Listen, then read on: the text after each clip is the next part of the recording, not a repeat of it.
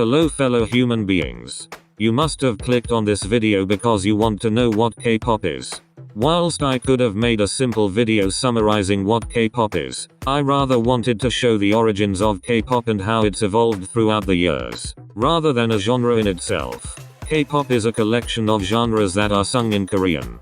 I'd say its main focus is multiple variations of pop music, however you could probably find anything that floats your boat in K-pop.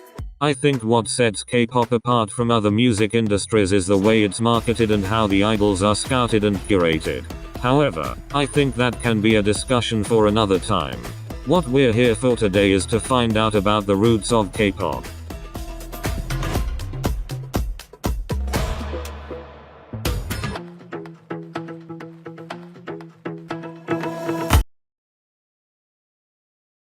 There's no particularly clear point in which K-pop began, however. Around the 1990s, we begin to see a group of singers who start creating this K-pop image. I think a fitting beginning would be SETG and Boys.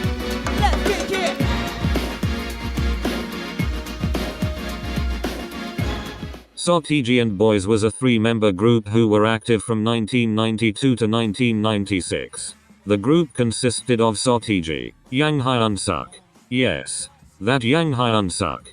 And finally, Lee Juno. SETG and Boys debuted in an era where ballads and folk songs are dominating the Korean charts and no other genre is given much chance. However, SETG and Boys introduced hip-hop to the music scene in Korea. Whilst they were initially greeted with criticism for tackling issues such as drugs, the education system, and the government, they ended up being extremely successful. Selling over 8 million copies of their albums in their 4-year career, they opened the gates to K-pop and gained the title of the Legends of K-pop. Whilst SETG and Boys weren't officially idols, they opened the doors to the first idol group, H.O.T.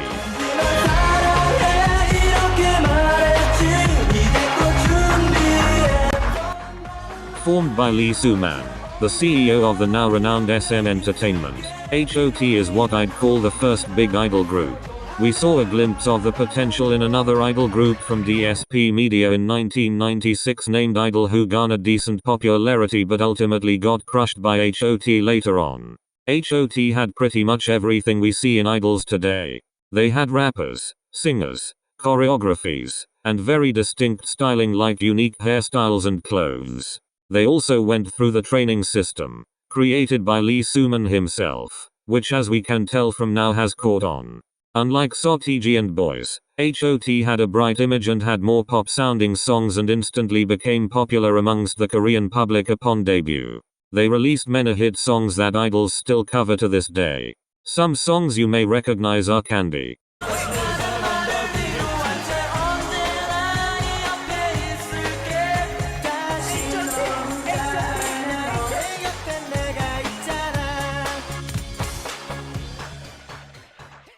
and Warrior's Descent.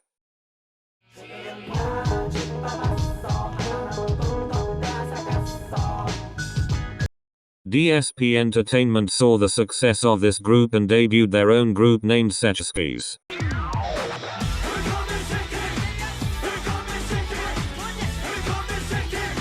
SETGs saw decent popularity for a few years and then boom.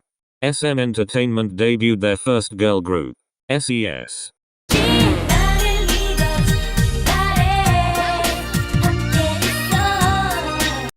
SES debuted in December 1997, and were immediately greeted with success. Selling 650,000 copies of their debut album, they became the best-selling album by a female group in Korea.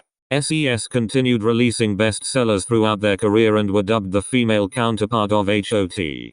SES continued their successful career until their disbandment in 2002. Seeing the success of his two groups, SM decides to debut another group in 1998. This one is a 6-member boy group called Shinhwa.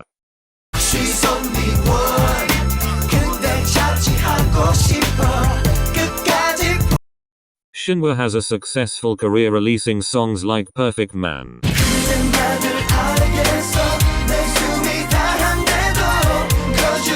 This Love,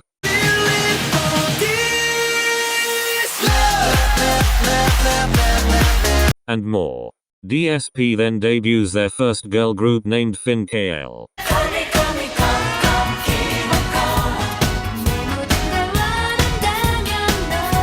Lastly, out of our most notable debuts of this year, God.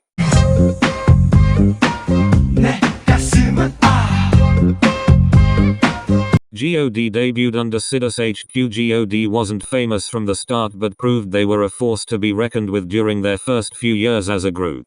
Over the next few years, we saw the debut of many idol groups and soloists such as Baby VOX, Chakra, Clear, Yoo Seung Joon, Park Ji-young, and Park Jin-young. Actually, I think we should have a quick look into this guy. He seems important. Park Jin-young, also known as JYP, was active during the same era as Sotigi and Boys. JYP initially got rejected from many companies including the famous SM Entertainment. He does however end up debuting in 1994 as a soloist and makes waves. No, not those waves. Although the public did seem to love those waves as well, considering he managed to pick up many awards during that era even though he was up against Sotigi and Boys. JYP finds his passion in songwriting and produces many hit songs like Honey and Swing Baby.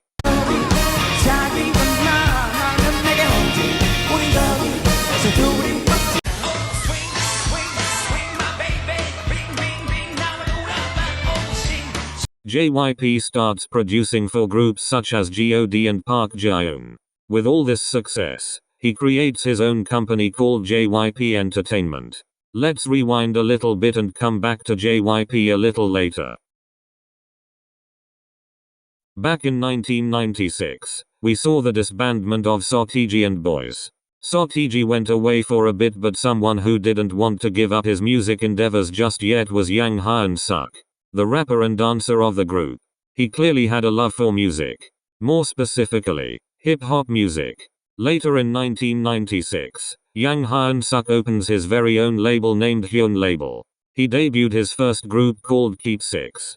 Keep Six didn't do well at all, being crushed by leading groups such as Turbo, Klon, and HOT, and disbanded later that year.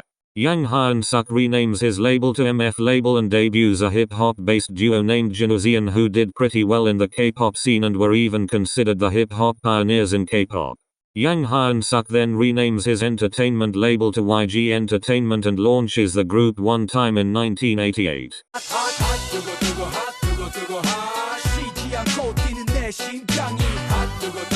One Time debuted with one of the best-selling albums of the year and won several major awards with it.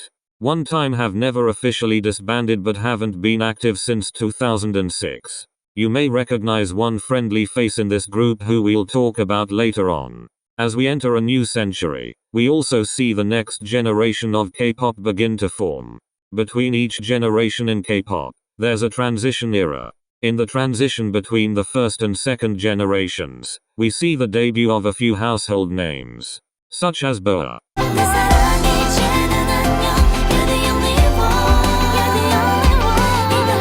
Known as the Queen of K-pop and Asia's star, Boa is arguably the most successful soloist in K-pop history. She debuted in August 2000 at age 13 under SM Entertainment.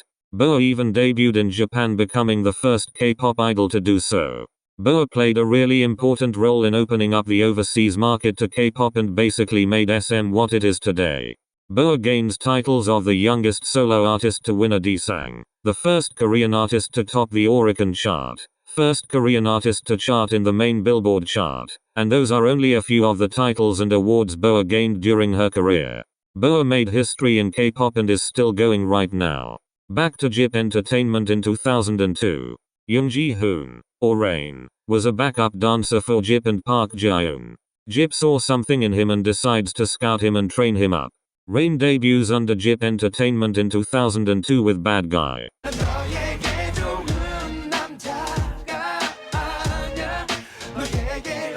JYP produces many of Rain's hit songs such as How to Avoid the Sun and It's Raining. This is where we begin to see the big three form. With successful artists over the past few years under their belt, and their current big acts, we see YG, JYP, and SM Entertainment begin to be named the big three companies in K-pop. Remember the group FINK-L I briefly mentioned earlier? Well, one of their members, Lee Hyori, debuted solo during this transition era. Hyori wasn't extremely popular within her group, but she saw a burst in popularity after her solo debut and became one of the most well-known and respected idols in Korea. That was my summary of the humble beginnings of K-pop. I hope you all enjoyed it and subscribe so you don't miss part 2 to this mini-series where I'll be focusing on second generation. Bye for now.